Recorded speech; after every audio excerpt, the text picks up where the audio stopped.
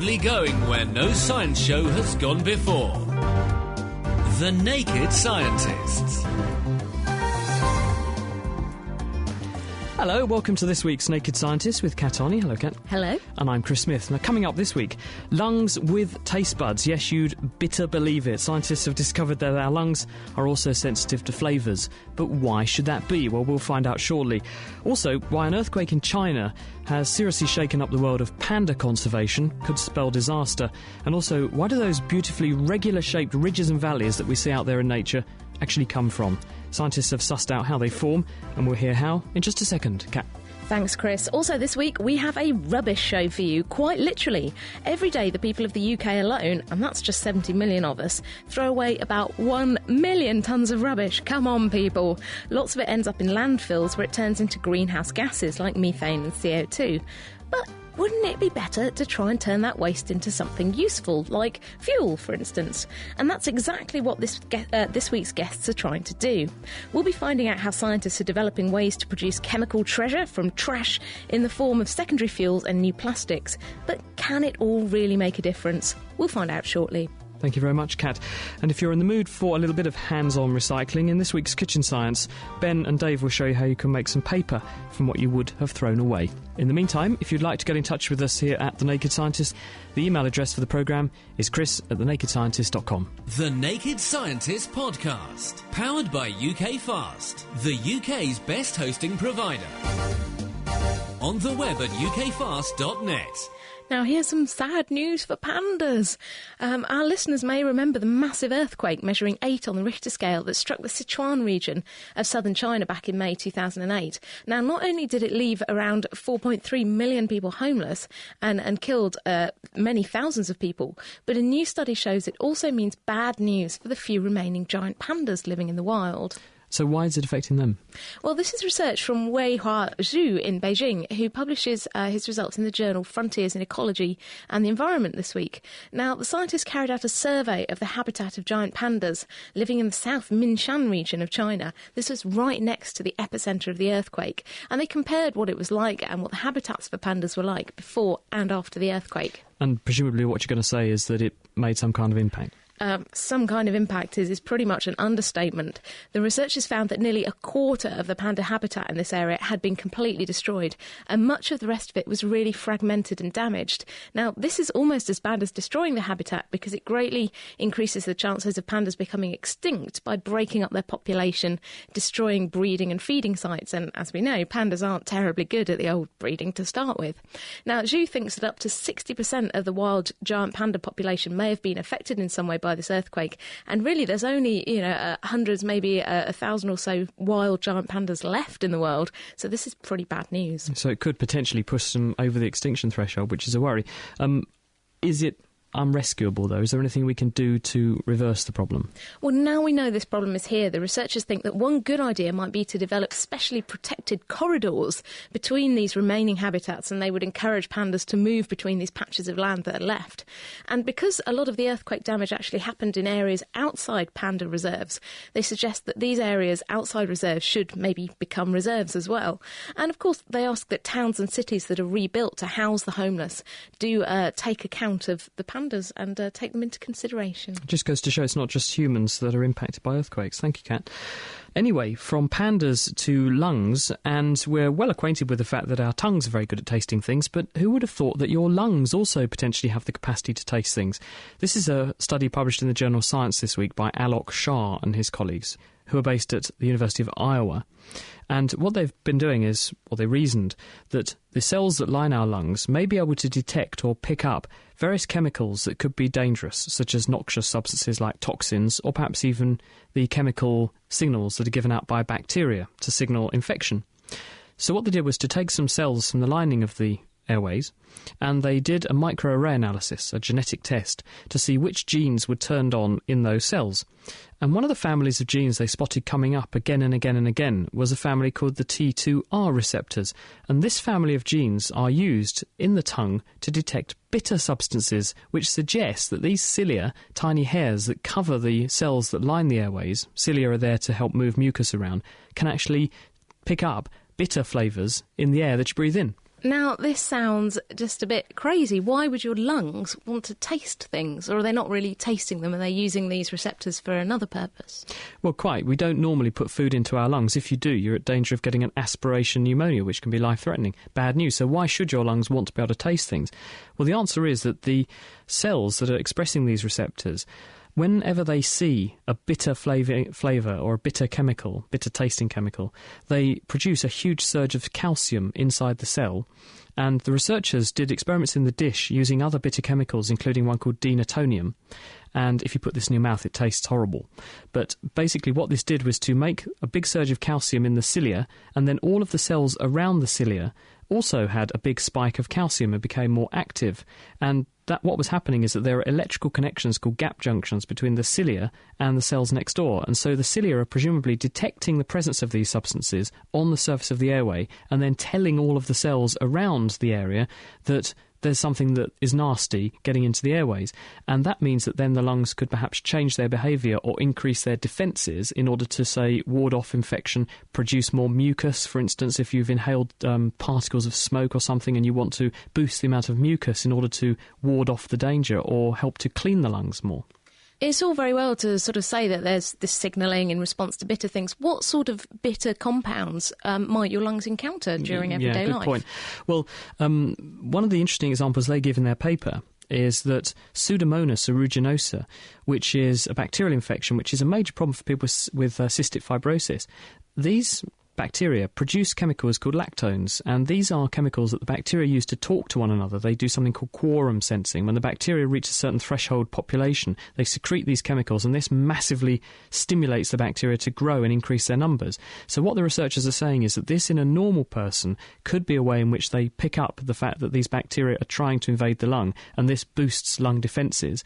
But in people with cystic fibrosis, perhaps because they have the problem with their mucus being very sticky and they get lots and lots of these bacteria, if you overstimulate this system, perhaps it then contributes to the lung damage that you get, and we need to check that one out. But another poisonous and also bitter substance which lungs are frequently in contact with is nicotine. Because nicotine is a plant alkaloid, and just like caffeine, another plant alkaloid, it tastes bitter. Nicotine, therefore, probably can also stimulate these receptors. And perhaps some of the chronic damage done to the lung by smoking isn't just down to the non-nicotine components of cigarettes, which are frequently the ones blamed for everything. It could be that the nicotine itself is also affecting the physiology and behaviour of these cilia, including the process called metaplasia, where cells eventually lose their cilia and they just become flat squamous epithelial cells, and that's why the lungs of chronic smokers don't clean themselves very well, because the cilia disappear and they can't get rid of the mucus. So interesting stuff. Yeah, very odd finding that. Who'd have thought it? Anyway, now there's some new research published in the journal Nature Medicine today, which suggests that scientists who are working on diabetes could do with cozying up to immunologists, as the latest data suggests that the two fields are actually much more closely linked than previously thought. In what respect? Well, these are two papers published by scientists in the US, and in the first study, researchers led by Gopu Singh looked at two commonly used allergy medicines called Zaditor and Cromolyn, which sound like superheroes rather than medicines. But these work by calming down mast cells. These are immune cells in the body that provoke allergic reactions. But they also found, intriguingly, that the drugs could help reduce both obesity and type 2 diabetes in mice. It seems strange to think that cells linked to allergy and inflammation are also linked to diabetes. It's absolutely fascinating, because the researchers found this out by they're looking at fat tissue. They looked at fat tissue from obese and diabetic mice and humans, and they found that they had unusually high numbers of these mast cells compared with fat tissue from people with a normal weight. But they wanted to find out, was it the fat that was attracting the mast cells, or the mast cells helping to trigger excessive deposition of fat? It's a bit chicken and egg, isn't it? So how did they do that? Well, that's what they did. They tested these mast cell controlling drugs on mice that were either given a healthy diet or a so-called cafeteria diet. This is a really fatty, sugary junk food diet for mice. And they found that the drugs helped prevent mice from becoming obese or diabetic, even on a crap diet. Poor diet, sorry. But although the drugs are used to treat allergies in humans, we don't yet have evidence that they can prevent obesity or diabetes in humans. And you mentioned there was another study. Yes, there's a second paper, and this is research led by Marcus Feurer. They discovered that a type of immune cell called a regulatory T cell plays a role in liaising between the immune system and the metabolism, and this helps to keep inflammation in fat tissue in check. Now, they found that fat tissue from obese and diabetic mice and humans has unusually low levels of these good regulatory cells, but high levels of bad immune cells, such as things called macrophages and these mast cells. And they found the complete opposite in fat from animals and humans with a healthy weight. So what's the clinical issue here? Is this going to map onto humans? Are we going to be able to do something about the fact that about 1 person in 3, if we carry on the way we're going, is going to be obese and therefore at risk of these kind of conditions like diabetes soon? Yeah, it's really interesting. It's still early days, but it does suggest that inflammation in fatty tissue may play a role in obesity and the development of diabetes. Now, it's also fascinating because we know that being overweight or obese can increase your risk of diseases like cancer and some types of heart disease. And these are 2 illnesses that are also increasingly linked to inflammation. So perhaps the whole thing's connected. Now, it's really important to stress that popping a few over-the-counter allergy remedies is not going to reverse obesity and magically make you thin, more's the pity. But the results certainly open the door to a whole new area of research, and it's one that the scientists have called immunometabolism. And hopefully this should lead to some really interesting results in years to come. We've also found that getting a good night's sleep is critical to being able to regulate your blood sugar well as well. And people who are having disturbed sleep, like I am, with 2 small children at home, tend to have worse control of their blood glucose and they're more resistant to their own insulin than people who have a good night's sleep. And paradoxically, sleeping longer actually helps people to lose weight for various reasons. So there you go. Now, if you glance out of the aeroplane window as you're surging not across the ocean but across land, how could you have missed those wonderful ridges and valleys you see and not failed to notice that they form very regular patterns? It's almost like the teeth of a comb. Why should that be? Is it just a freak of nature, or is there actually a mechanistic reason why it's happening? Well, Dr. Taylor Perron, who's a researcher at MIT in America, has got a paper in the journal Nature this week, and he and his colleagues have cracked the reason it happens. Hello, Taylor. Hi, Chris. Welcome to The Naked Scientist. Tell us, why do we see these amazing patterns in nature? Well, we started wondering about this pattern for the same reason that the people you just referred to looking out the airplane window did. Whenever you see a pattern that's this regular and widespread in nature, it's got to be telling you something about the physics that are generating it. So we're talking here about where you see a hillside, then a ridge or a river right between it, then another hillside and so on, and you get that beautiful repeating pattern. That's right. It's been recognized by geologists for more than a century that there is this very even spacing among rivers or equivalently between the ridges that separate them. So how did you set about trying to solve this conundrum? We first put together a theoretical model that was based on some field observations we made. So we went to a bunch of sites around the United States where we saw this pattern very well expressed, and we looked on the ground and to see what was happening there, shaping the landscape. And we ended up putting together a model that combines 2 basic processes that are competing against one another, that creates this even spacing of ridges and valleys. And what are they? And it's a basic balance between one set of processes, and chief among them is river incision into soil or rock, that tends to cut into the landscape and create valleys. That tends to make them spaced more closely together. But competing against river incision is soil creep, which is the gradual downslope movement of soil due mainly to stirring by organisms that are burrowing in the ground. And that tends to fill in the valleys, round off the ridge lines, and make them spaced more widely apart. And so but why should they be so regular, though, Taylor? Well, why not just have a few here and there? Why this beautiful regular pattern we see? Well, there's an interesting story there, too, and it actually has a bit of a Darwinian flavor to it. This is one of the best parts of the study for us. This is a pattern that emerges over many thousands of years, but by writing the equations to describe these erosion processes and solving them in a computer, we could fast forward the evolution of the landscape over those many thousands of years. And here's what we see happening.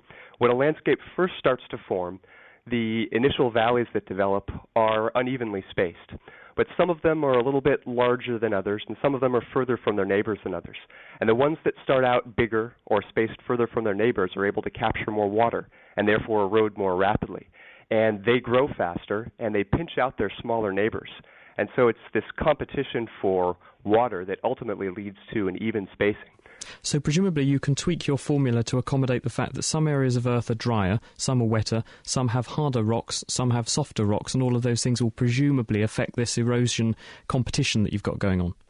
It's exactly this that we're ultimately trying to get at. How do major factors like the type of rock that the landscape is made of, like the intensity of biological activity and climatic effects like rainfall, influence this wavelength? And by comparing these different sites and also using the theoretical model to explore this, we have found that there are some pretty significant effects there. For example, if you have a landscape that's eroded into harder rock, the ridges and valleys will generally be spaced wider apart. And we also found that in places that are wetter, where that get more mean annual rainfall, you also have a wider valley spacing. So there very definitely are some fundamental controls on this pattern. So given that you've got this very old record of erosion and you can infer, and you now know because of your formula, how they form and over what sorts of rates, does this mean that written into the landscape is quite literally a record of past climate in the form of rainfall because of the erosion pattern? That's right, and that is one of the things that this pattern is recording. The challenge for us next is teasing out the relative importance of these different effects. So, for example, we know that rainfall has this effect of making valleys spaced wider apart, but we're not exactly sure of what the absolute magnitude of that effect is in a given place, because it's kind of convolved with the bedrock strength and other factors. But ultimately, yes, there is a record here that we can start to interpret now. And just very briefly to finish, the last time I spoke with you, you were discovering why the coastline of an ancient ocean on Mars seemed to rise and fall by up to 3 kilometres in places. Does this work also inform those amazing rivers and valley type systems that we think we can see on Mars with Mars Express and the other things that are looking at the surface of Mars from space? I think it does. One of the things that first inspired us to look into this problem was not just observations of landscapes on Earth, but also images that we saw of Mars, where you do see mind-bendingly regular patterns of erosional features on the sides of impact craters all over the planet. And although the same exact processes are not at work, clearly the soil creep on Mars is not driven by biological activity, but more likely by, say, the activity of ice in the ground. We think it's the same basic competition between valley cutting and valley filling processes that does it there. So part of the appeal of this is that we can now go to landscapes either on Earth or on other planets where all we have is remote observations and start to learn something about how the landscape has developed over many years. So it's not just aliens then. Thank you very much, Taylor. That's right. Dr. Taylor Perron, he's a researcher at MIT in America. He's got a paper in this week's Nature explaining why we see those regular patterns of ridges and valleys forming across the landscape. Keeping you abreast of the world's best science. The Naked Scientists. This is The Naked Scientists with Dr. Chris and with Dr. Kat. Now, coming up, we'll be finding out how our rubbish can be used to make liquid fuel or turned into useful gases. But first, to kick off our recycling theme, we have a rubbish kitchen science for you. Ben and Dave have been raiding the bins like a pair of tramps to find out how to reuse newspapers. For today's kitchen science, we're going to be doing our own recycling. Dave, this is very eco-friendly of us, but what are we actually going to recycle? I thought we'd recycle the easiest thing, really, which is paper.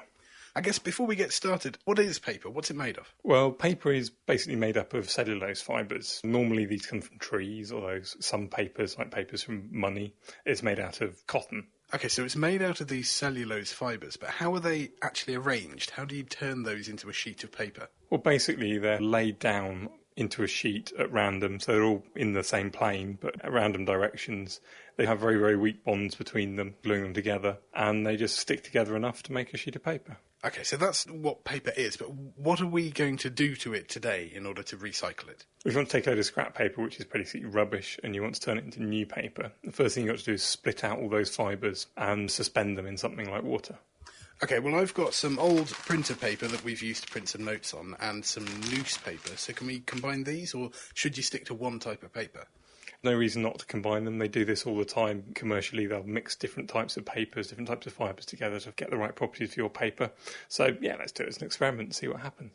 Okay, so the first thing you said we need to do is separate out all of these fibres. How should we go about doing that? Do we just need to tear it up? Well, tearing it up will help. And we also want to weaken the bonds between the fibres, put in some water. They tend to be hydrogen bonds and van der Waals bonds, and water will tend to disrupt those. So if we get the paper nice and wet, tear it up a bit, and then we need to really mash it and break up those fibres, so we'll chuck it in the blender. Okay, a blender sounds like a very good way of separating this stuff out. Are you just going to put a whole handful of paper in the blender? Basically, I'm going to put maybe a couple of cups full of water into the blender, then add paper until it turns into a nice thick paste. Okay, well, I'll keep tearing. If you want to get your paper blended, then we should have 2 batches ready very soon.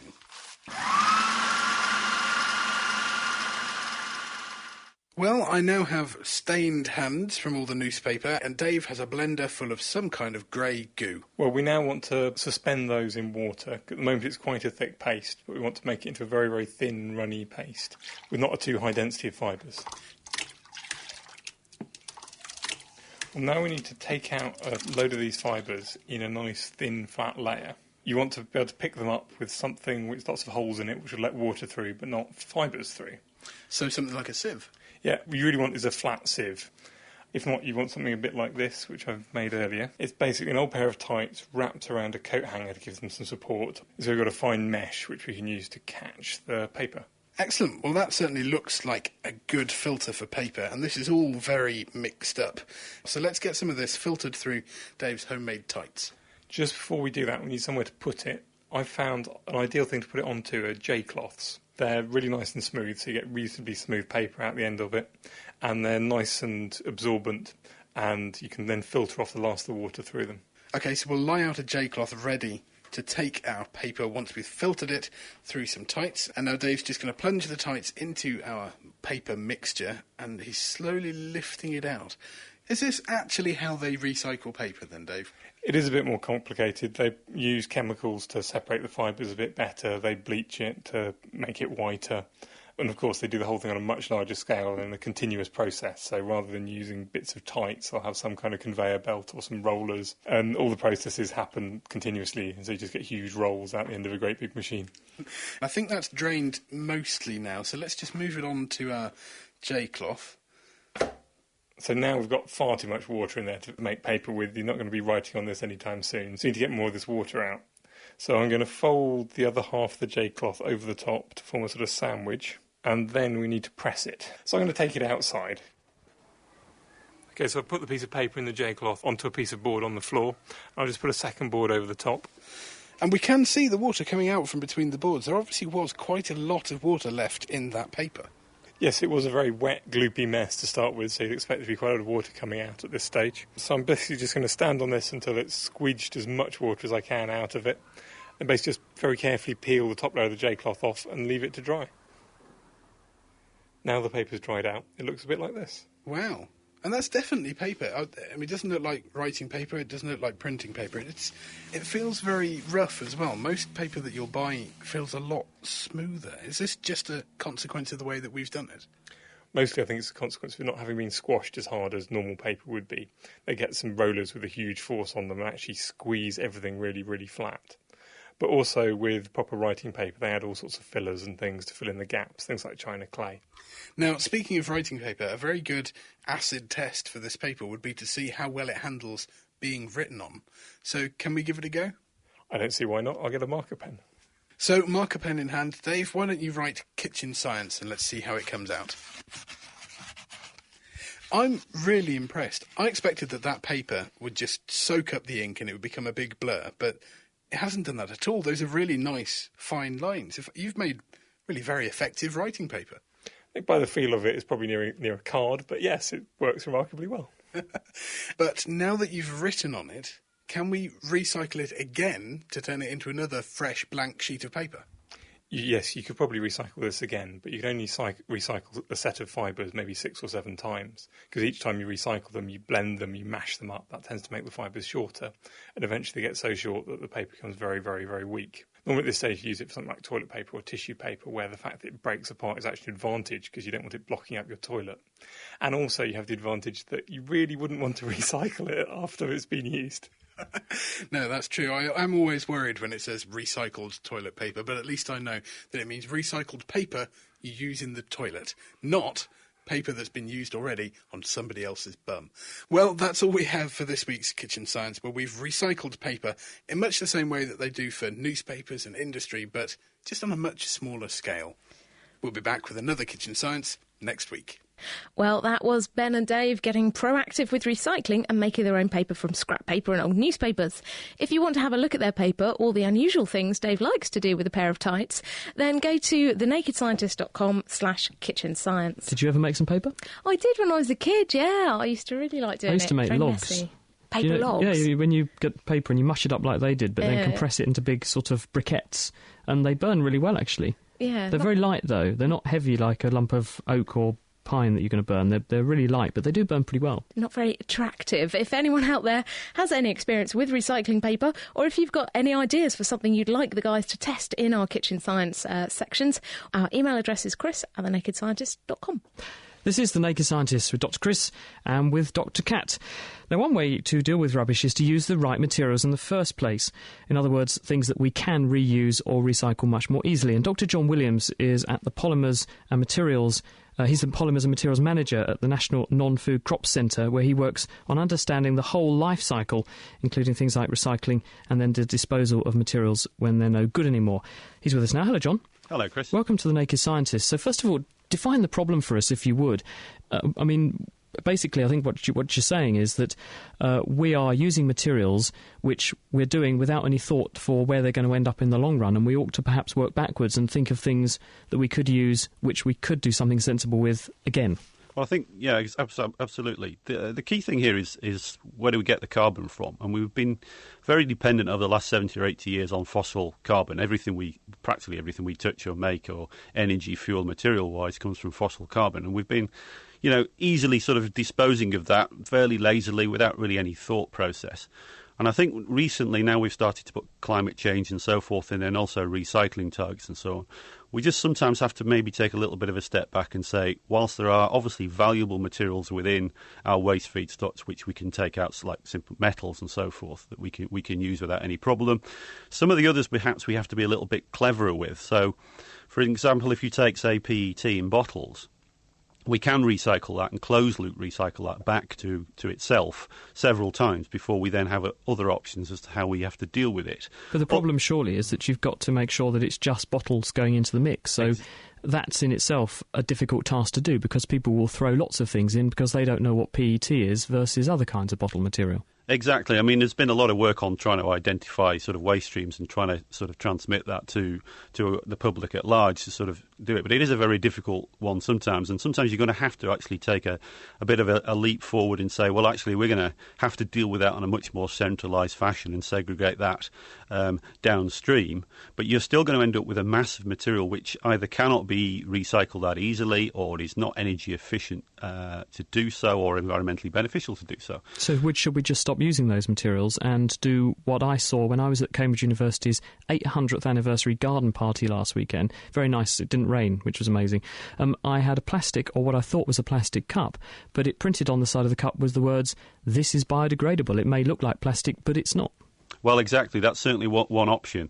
And if we look at sort of non-fossil materials and use bio-based renewable materials, we can develop not only the plastics and materials that we're currently so used to anyway, and in fact they're exactly the same. Bio-based polyethylene is exactly the same as oil-based polyethylene. But we can actually also develop some perhaps slightly clever materials like polylactic acid, for example, and that's probably the one you saw, where we then have, when it comes to a downstream option, we can compost it, or we can take it through, for example, anaerobic digestion and start generating renewable energy. So, it's all about resource efficiency and the best use of carbon here. That's what we really have to start looking at and concentrating on.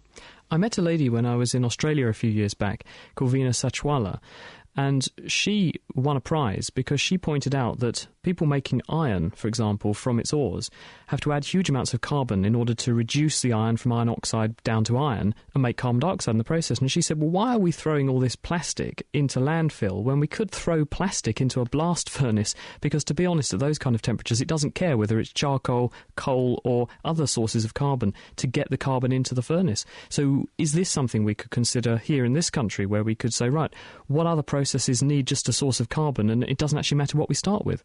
Well, I think that's right. The only thing you have to be slightly careful of is the source of the carbon, because obviously if it comes from a fossil-derived carbon and you're venting, say, CO2 to the atmosphere, for example, then you are obviously exacerbating the climate change scenario that we're trying to actually avoid. But the point is that stuff's going to go into the atmosphere anyway if it gets burned and doesn't turn into anything useful, or it's going to go in a landfill and rot down over millions and millions or thousands of years probably, or go into the sea and turn into particles which will cause a problem there. So it's the lesser of all the evils, isn't it? To a point, yeah. I think you just have to look at timescales and emission targets and so on. I mean, this is what the difference these days, I think, is that we've been so used to a linear situation of feedstock all the way through to finished product, whatever that may be, to disposal, without really sort of connecting the disposal end back to, say, the feedstock end. And now that's what we've really got to start doing. So we've got to start doing that anyway.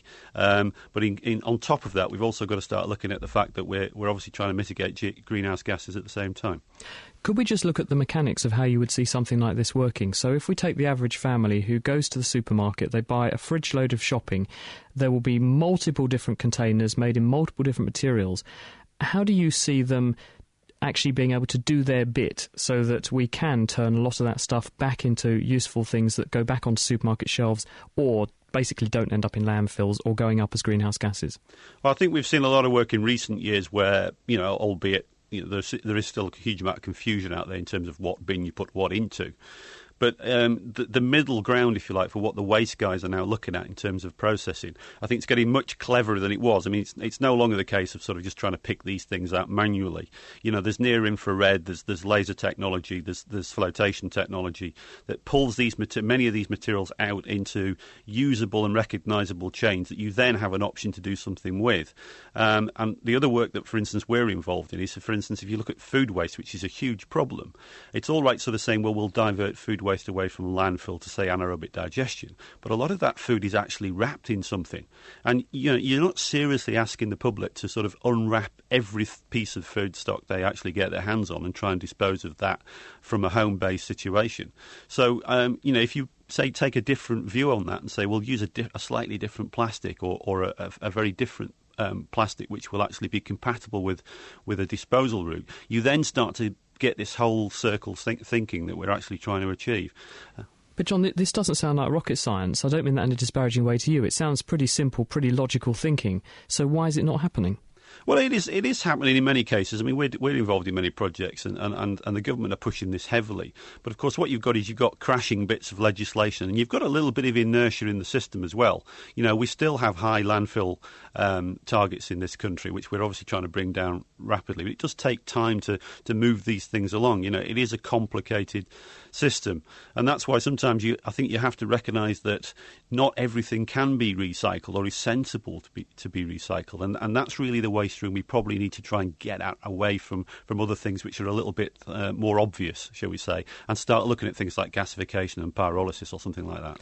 Which we're actually going to look at shortly later on in the programme, how we turn some of this rubbish into gases that we can then burn and therefore extract a sort of second bit of energy from them before they end up as a greenhouse gas. But this sort of brings us back to where we started, which is that how do we actually end up changing policy? So we say, instead of using material X to put your yoghurt in or to put your milk in, we need to use material Y because we know that we can do something better with that. How far away from actually influencing policy are we on this front?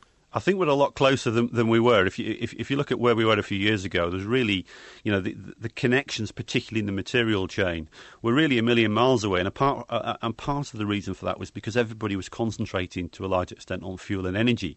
But when you actually then start to look at the material chain and say, well, actually, nearly all of that comes from fossil materials, and a disparity, massive, huge amount of material choices that are in there that perhaps don't need to be in there, that we can perhaps look at the chain a little bit better and valorise it better and actually really go back to the market and say, there's an incentive to take a material down a particular route and there's a disincentive to take the wrong material down the route. So it's going to take some time, but it is starting to happen. So maybe one day, never know, in an ideal world, someone might pay me for what I throw away. Thank you very much. That was Dr. John Williams. He's from the National Non-Food Crops Centre. And this is The Naked Scientist with Dr. Chris and Dr. Kat. Coming up, we'll be finding out how we can actually produce useful energy from some of the waste and some of the other stuff we throw away. Lifting the lab coat on the world's best science. The Naked Scientists. Today on The Naked Scientists, we are talking about rubbish, and my own personal solution for the rubbish and recycling crisis would be to clone my dad, because he's an absolute recycling demon. Anything. He's the sort of person who'll stop a car. Does he recycle food? Not that would be the extreme, food, wouldn't it? But yeah, he's the sort of person who'll stop the car to pick up a tin can and put it in the back of the car for you recycling. Come to my village, we've got people who do the opposite. They drive past and they do a sort of garbage drive-by. They chuck out stuff. Yeah, no, he's the exact opposite.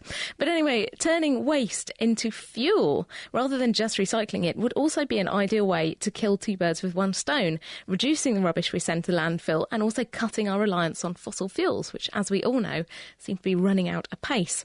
Now, we're going to talk now to Richard Kirkman. He's from Veolia Environmental Services, where they're finding different ways to get power from rubbish. Hi, Richard. Hi. So tell us about what you're doing about trying to make recovered fuel from rubbish. How does it work? Well, it's all about turning waste into the most useful resource we can. So for liquid wastes, we turn them into liquid fuels, and for solid wastes, we turn them into solid fuels. What we do, we set up facilities that take in the rubbish, and we extract all the recyclable components that we can, and then the residual parts, which are not easily recyclable, are made into fuels, which can go into cement kilns or power stations.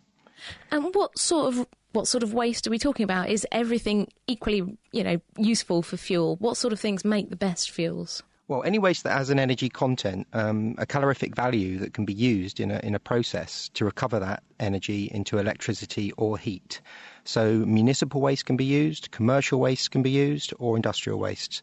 And depending on what type of waste we have as an input, we can produce different types of fuels to different specifications to meet the industrial needs. Now, what can we actually use these fuels for? We're going to be hearing in a little while from Peter Jones, who's going to be talking about making syngas, liquid, making gases that we can use as fuels. But what about your solid and liquid fuels? Could we stick them in a car?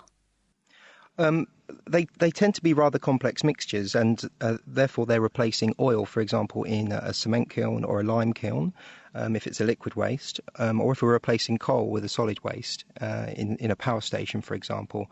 So a typical power station with a steam cycle to recover energy, we can replace that coal with a fuel made from solid waste, such as municipal waste. We can also put it into industrial processes, or, as you said, in gasification or pyrolysis processes, if we produce a very specific waste stream. So if we were to recover non-recyclable plastics, that would be very easily gasified into a gas that could be cleaned sufficiently to use it in a turbine to produce energy, which is a very efficient way to recover energy. Now, it sounds like, it sounds fantastic. We can make all this fuel from basically rubbish, but how much energy does it actually take to make it? Because I know, for example, for recycling, you need to put quite a lot of energy into the process to get recyclable glass and plastics out. Is it really going to be energy efficient to do this? No, that's right. There is a percentage of the energy recover used in the process to make the fuel. But we know from the way the waste hierarchy has been formed that we must always go above landfill as a final option. So energy recovery by making fuels is always going to be of net benefit. Typically, if we had 100,000 tonnes of municipal waste, we could send that to a facility where we might recover another 10% for recycling, and then the residual 90% would go into a fuel. And this is going to be much more energy efficient than putting it into a landfill. You can almost imagine a sort of an apocalyptic vision where people are stealing other people's rubbish to sell for fuel. Is there some way we can actually commodify this and encourage people to maybe separate their waste or really, stop just chucking stuff out of the window? Do you think that this has potential? Well, that does have potential, and there's a lot of schemes springing up now where people are actually incentivised to recycle their rubbish, put it in the recycling bin, put it in the right container, and they'll receive a credit which they can then go and use in shops and to incentivise them to do it further. How scalable is the fuel generation process? I mean, could you imagine some kind of generator in each house or in a village where people just chuck their rubbish and it comes out with petrol the other end? Well, if you think back many years ago, Some people still call their refuse container dustbins, and they were called dustbins because people used to burn all their refuse at home, and they would just put the ash in the bins. This is not really a very efficient way to do it, because it means the emissions are uncontrolled from that burning of waste. So it's better to centralise the facilities.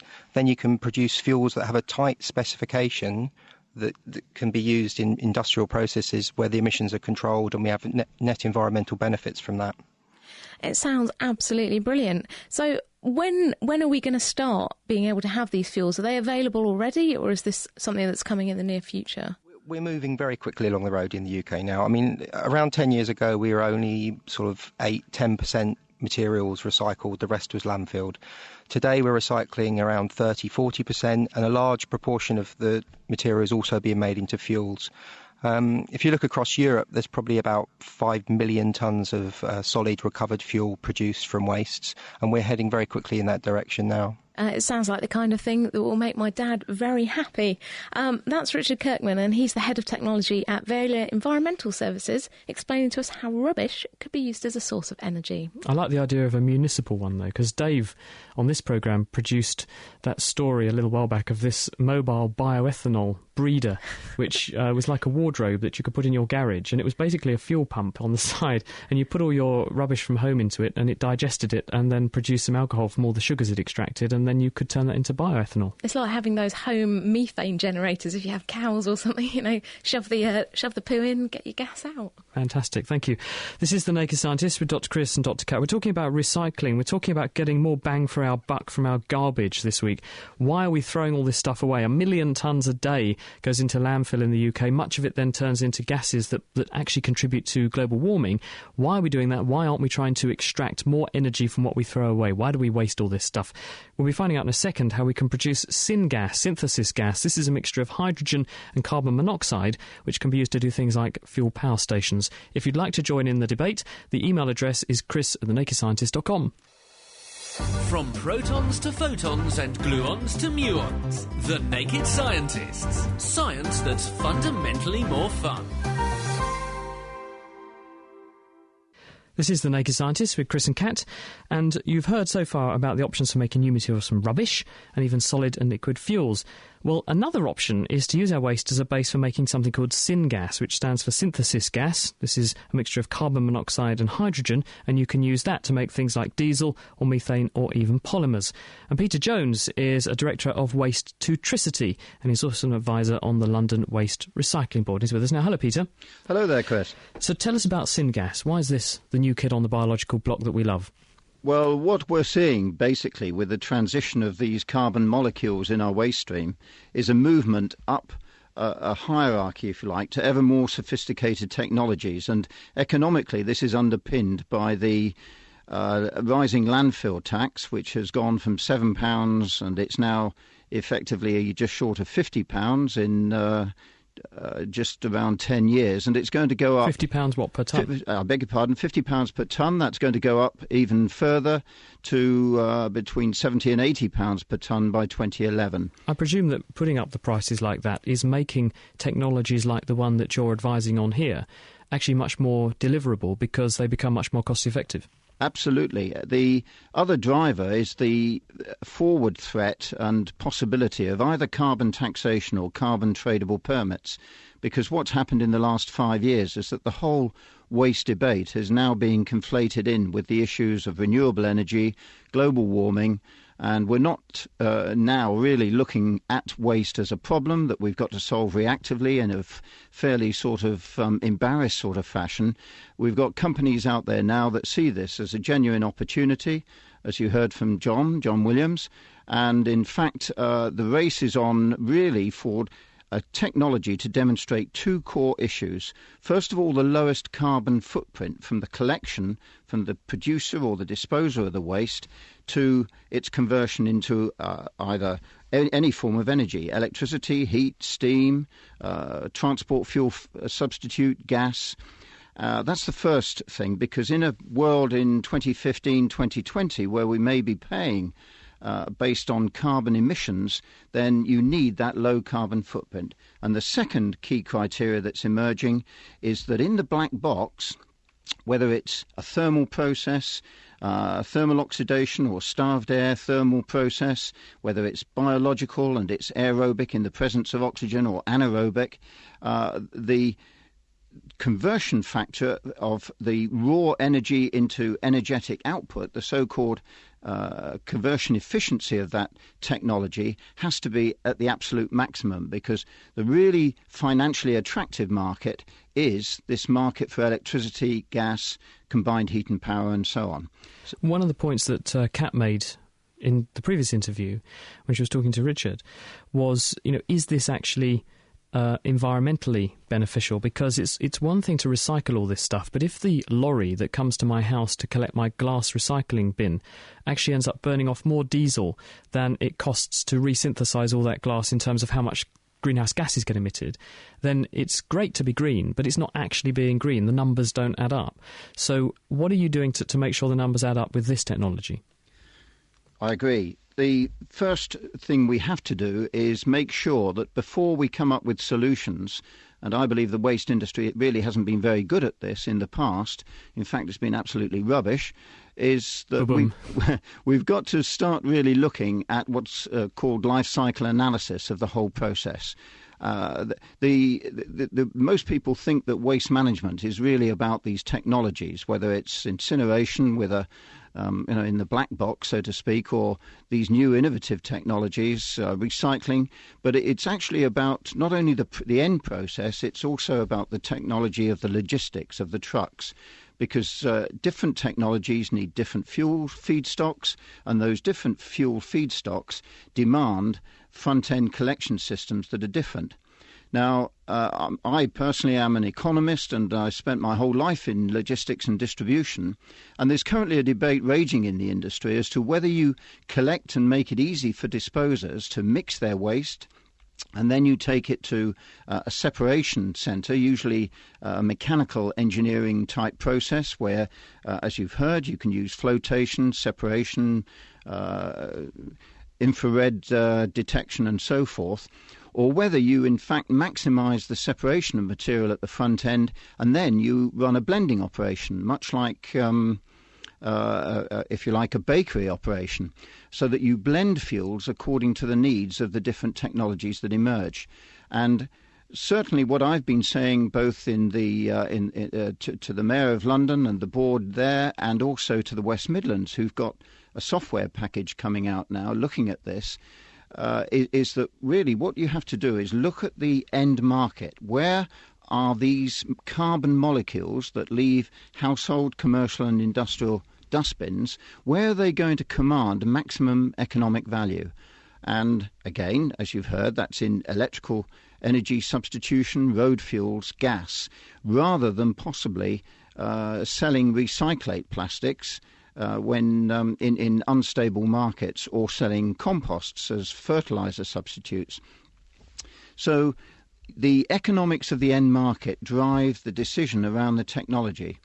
So could we just spend a couple of minutes and just talk a bit about the actual technologies themselves? So we've sort of mentioned this syngas concept, the idea of you get this gas which is a mixture of carbon monoxide and hydrogen, which is produced by digesting or doing various chemical modifications to waste. But how do we arrive at that syngas endpoint? What are the techniques for making it? Fine. In terms of syngas specifically, syngas is mainly a mixture of hydrogen and carbon monoxide. The attractions of going to syngas is that probably we will have a strong operational base for hydrogen in 2020, 2025. At the moment, we don't have that infrastructure in terms of the necessary fuel cell technology, and within that, then, of course, the automotive market, which represents a pretty big prize. And effectively, what you're talking about here is starved air baking at high temperatures of carbon that's coming in, usually pre-selected. You don't want to heat up and bake waste that contains inert materials such as metals or aggregates, because those just represent lost energy. And remember what I was saying about the overall thermal efficiency of the system. So you effectively, much like the old gas plants that we had before North Sea gas arrived in the mid-late 60s in this country, those plants baked at a lower temperature, and in those you ended up with town gas, which was a mixture of hydrogen, methane and carbon monoxide. The great thing about that in the short run is that you can then take that to, you can burn it in a boiler. That's the preferred route at the moment in some countries. But if you can get the gasification to occur at a higher temperature, you knock out the tars, which are a real problem byproduct. Tars are long-chain molecules that effectively will gum up your system. And that's why these syngases aren't put through internal combustion engines, because they effectively coke up. So if you take the reaction temperature up through plasma-type systems, a bit like the electric arc furnaces for melting recovered steel, with an anode and a cathode, you generate temperatures of the order of 2,000 degrees, and you've got a fluidized bed in an air-starved atmosphere, and you use a limestone flux together with a carbon base to accelerate the reaction, and then the tars deposit on the limestone basically and convert to a glassy slag. Which is obviously what you want, because it doesn't end up gumming up your engine. Peter, we'll have to leave it there, but thank you very much for joining us. That's Peter Jones, who's the Director of Waste to Tricity, explaining how we could use rubbish to make syngas. This is The Naked Scientists with Dr. Chris and Dr. Kat. On the way is the answer to our question of the week, where we're asking, how does a pacemaker know how fast to make your heart beat? We're also talking about rubbish and recycling. So if you'd like to join us, the email address of the programme, chris@thenakedscientist.com. Laying the facts bare. I say. The Naked Scientists. It's The Naked Scientists with Chris and with Kat. Now, we're talking about rubbish and recycling this week. I've got a question for John Williams, one of our guests. John, Ken Ellingson says, why are plastics not biodegradable? Why won't they break down when we chuck them in the ground? Well, I mean, traditionally, if you look at the materials we've produced from petrochemicals, then the majority of plastics need to actually be durable. That's what they've been developed for, maximum functionality. And there are one or two petro-derived plastics that are biodegradable, very used in speciality sort of type situations like medical applications and so on. What's happened recently, of course, is that the drive towards some aspect of biodegradability as a function is quite useful if you're looking to co-dispose of things which are also biodegradable, like food waste, for example. So the answer is the important thing is you pick the material for its functionality in terms of what its end use is going to be, rather than what its disposal route is going to be. But now, at the same time, you say, actually, if we did say develop a biodegradable version of that, is that a useful way to go or not? We heard from Les in Over, who says he saw a programme in which they sunk a borehole into a rubbish dump over in America, and within what they extracted through their borehole were pieces of newspaper that were 25 years old that remained readable. And he's saying, if newspaper can sit in the ground for 25 years, what is the prospect for a plastic cup breaking down? Well, for a start, let's just say we don't obviously want these things to go to landfill, for a start. I mean, there are, if you look at the two systems of landfill at the moment, there are sort of dry sanitised landfills where actually not a lot breaks down at all, deliberately so. And there are wetter landfills where you're actually trying to derive methane off, which is now obviously tapped off as an energy source.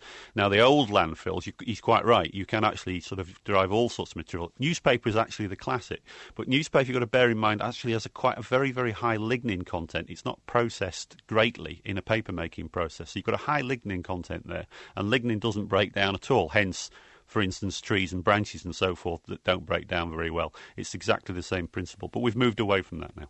Can I just ask you, in the context of what we've already dumped in the ground with landfill, what are people doing about, for instance, tapping off the methane that is being produced by the breakdown of that material that's in the ground? Is that common practice, and is that being used effectively? I think actually it's increasingly common practice, because obviously there's a route now to actually deriving an energy source. Not wishing to dodge the question, but I know Peter Jones actually knows an awful lot about this in terms of landfill methane tap-off than I do. Well, should we ask him? Peter, What do you think? Yes, there's the theoretical recovery rate on a landfill of around 1-2 million cubic metres should be of the order of 60 to 70%. That's effectively a figure arrived at by calculating what a given mass of carbon would convert to. But what you have to do is line those systems with a basal liner. You have to make sure, as you've heard from John, that you've effectively got plenty of liquid in that landfill. And those it is a bioreactor that is capped, but you will always get methane. This is the bête noire of landfill. You always get methane formation within almost hours, certainly days, of waste being deposited on a face. Thank you, Peter. And one very quick question, which I guess is more sort of John's area. John in Colchester says, recycling of plastics. In the future, would plastics which are meant for domestic containers be made more suitable for making good gases when they're finished with, unlike today's plastics that emit toxins, etc., when they're burnt? And if you could manage that in about 30 seconds, that would be great, John. Well, that's the driver. I mean, there's a driver there anyway to do that, and that's why you see the decline of PVC in certain applications in the marketplace, which is one of the usual problems. But we are deriving clearer plastic streams, which will be a lot purer. Thank you very much. Right, we'd better find out what's happening with our question of the week. Yes, it's time to go to the Naked Scientist's own heartbreaker. Diana O'Carroll, what have you got for us? I wish. Well, this week we do have a heart-stopping question. Hello, my name is Savio Marl Oliver from India. My question is, how does an artificial pacemaker know how fast the heart should beat? Well, Chris, Kat, what do you think? I've got no idea. I think it's witchcraft. Well, no, because it's amazing technology, isn't it, pacemakers? I mean, what they're doing is sending an electrical signal to the heart to control its beating. I think the old generation of pacemakers used to beat at a defined rate, and if your heart out-accelerated it, then it didn't actually matter, and it was there just to make sure that you didn't have heart failure, because the heart was basically kept at pumping at a certain rate rather than slipping into its own intrinsic lower rhythm. I think that would be my guess, but I don't know if there are more up-to-date equipment now that can sense. Yeah, how do they do it, Diana? Tell us. Well, let's listen to the model answer and find out. My name is Cathy Ross, and I'm a cardiac nurse at the British Heart Foundation. The role of an artificial pacemaker is to monitor and control the heart's natural rhythm. They're implanted for many reasons, and the way they work will vary according to the reasons for which they're implanted. In the case of a slow heart rate, for example, a set number of beats per minute will be programmed into the pacemaker according to the needs of the patient.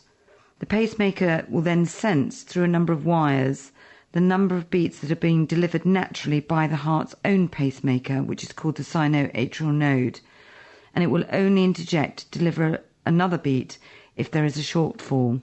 So the pacemaker is there only for the reason for which it's been implanted. So if it's a slow heart rate and you go running for a bus, then the pacemaker will only interject if your heart rate falls below the required minimal level. Sometimes the doctors will put a maximum level on a pacemaker. So for some abnormal heart rhythms, that if the heart rate went too fast, it could cause fainting or blackouts, or possibly even a life-threatening rhythm, then there may be an overriding upper level that the pacemaker will be set at, but that's quite complex. They tend to be implanted with internal defibrillators, so they will be ones that are sensing for life-threatening rhythms, so that the person can receive a shock if they require it. So a pacemaker is essentially a sensor. It only tells your heart what to do if it drops below a certain threshold. So I was close. Well, yeah, basically, yeah. I was on the right lines. Or if it rises above a set limit, which is lucky. Explosions. Anyway, over on our forum, RD found a lovely nugget of research in the form of headphone interference. And apparently playing music through headphones, which are left dangling on one's chest, can influence the rate at which the pacemaker will beat, regardless of what your heart needs. I mean, I wonder if it's like if you play techno, you're like... Yeah, but surely reggae would be the worst, because you've got this sort of arrhythmia. Yeah. Your heart would go too slow as it was. Or kind of very weird modern classical music that's very arrhythmic. What is it about iPod headphones? Because the paper was about iPod headphones. 30% of patients actually had this pacemaker interference, and there was that guy we reported on the Naked Scientist a while back who had got hit by lightning. Yeah, and used his iPod headphones as lightning conductors. They're not good for you, are they? But not really. Anyway, next week we'll be finding out about another implant. This is Bruce Rogers of Milpitas, California. I've always wondered why tattoos didn't disappear over the years. So, how does a tattoo hang around for a lifetime, or even several in the case of mummies? Help us answer our question of the week by email, and that's chris@thenakedscientist.com, or you can use the forum, which is thenakedscientist.com/forum. Thank you very much, Diana, with this week's question of the week. And thank you, because we've run out of time, to all our guests, Taylor Perrin, John Williams, Richard Cokeman and Peter Jones. Next week, it's our science Q&A show, so send in all your questions to chris@thenakedscientist.com. Have a great week. See you next time. The Naked Scientist podcast comes to you from Cambridge University and is supported by the Wellcome Trust, the EPSRC and UK FAST. For more information, look us up online at nakedscientist.com.